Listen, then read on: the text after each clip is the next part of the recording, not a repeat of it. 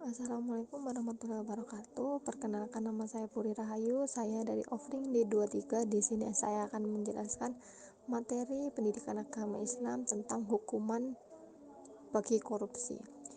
Sesungguhnya sangat menyedihkan bahwa bangsa Indonesia yang mayoritas penduduknya beragama, namun sampai dengan saat ini Indonesia masih menyandang jawara dalam hal korupsi. Korupsi dilarang dalam ajaran agama apapun termasuk agama Islam. Korupsi dalam syariat Islam diatur dalam fikih jinayah. Jinayah adalah sebuah tindakan atau perbuatan seseorang yang mengancam keselamatan fisik dan tubuh manusia serta berpotensi menimbulkan kerugian pada harga diri dan harta kekayaan manusia, sehingga tindakan atau perbuatan itu dianggap haram untuk dilakukan, bahkan pelakunya harus dikenai sanksi hukum, baik diberi di dunia maupun hukuman Allah kelak di akhirat. Menggelapkan uang negara dalam syariat Islam disebut al-ghulul, yakni mencuri ghanimah, harta rampasan perang, atau menyembunyikan sebagiannya untuk dimiliki sebelum menyampaikannya ke tempat pembagian, meskipun yang diambilnya sesuatu yang nilainya relatif kecil, bahkan hanya seutas benang dan jarum. Surat Al-Quran yang mengatur tentang korupsi yaitu Surat Al-Baqarah ayat 188, Surat An-Nisa ayat 29, dan Ali Imran ayat 161. Surat Al-Baqarah yang memiliki arti, dan janganlah sebagian kamu memakan harta sebagian yang lain di antara kamu dengan jalan batil, dan janganlah kamu membawa urusan harta itu kepada hakim, supaya kamu dapat memakan sebagian daripada harta benda orang lain itu dengan jalan berbuat dosa, padahal kamu mengetahui.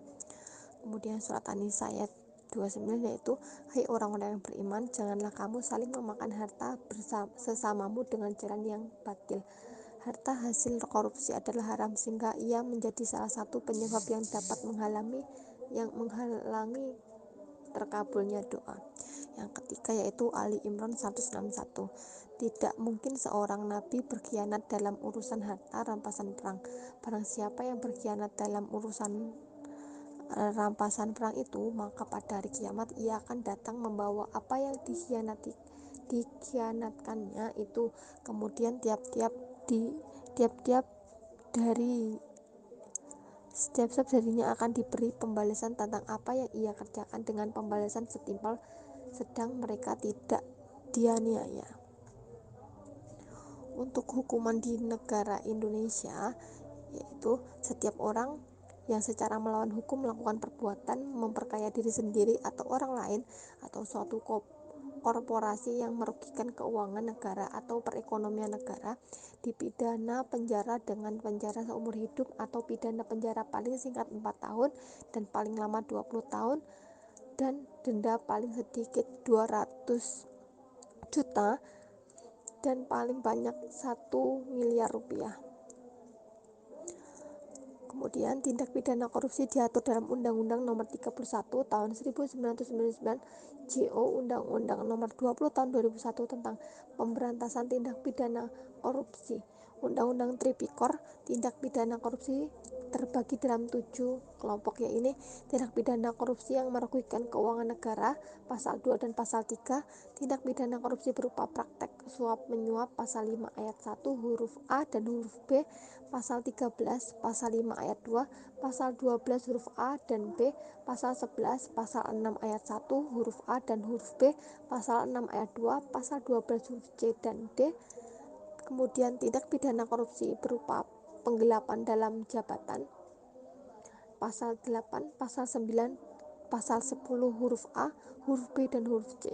Yang keempat, tindak pidana korupsi berupa pemerasan, pasal 12 huruf E, huruf F dan huruf G. Kelima, tindak pidana korupsi berupa perbuatan curang, pasal 7 ayat 1 huruf A, huruf B, huruf C dan huruf D, pasal 7 ayat 2, pasal 12 huruf H. Yang keenam, tindak pidana korupsi berupa benturan kepentingan dalam pengadaan, pasal 12 huruf I. 7. Tindak pidana korupsi berupa gratifikasi, pasal 12B junto, pasal 12C. Informasi. Islam memandang korupsi sebagai perbuatan keji. Perbuatan korupsi dalam konteks agama Islam sama dengan fasad, yakni perbuatan yang merusak tatanan kehidupan yang pelakunya dikategorikan melakukan jinayah al-kubro, dosa besar. Korupsi dalam Islam adalah perbuatan melanggar syariat. Syariat Islam bertujuan untuk mewujudkan kemaslahatan bagi umat manusia dengan apa yang disebut sebagai maqasidus syariah. Di antara kemaslahatan yang hendak dituju tersebut adalah terpeliharanya harta, hifzul mal dari berbagai bentuk pelanggaran dan penyelewengan. Islam mengatur dalam penilaian harta sejak perolehannya hingga pembelanjaannya. Islam memberikan tuntutan agar dalam memperoleh harta dilakukan dengan cara-cara yang bermoral dan sesuai dengan hukum Islam, yaitu dengan tidak menipu, tidak memakan riba, tidak berkhianat, tidak menggelapkan barang milik orang lain, tidak mencuri, tidak curang dalam takaran dan timbangan, tidak korupsi, dan lain sebagainya. Semoga kita menjadi generasi penerus bangsa yang bertanggung jawab dan jujur untuk memajukan negara kita tercinta. Sekian presentasi dari saya atau penjelasan dari saya. Apabila terdapat kurang lebihnya saya mohon maaf. Billahi taufiq wal hidayah. Wassalamualaikum warahmatullahi wabarakatuh.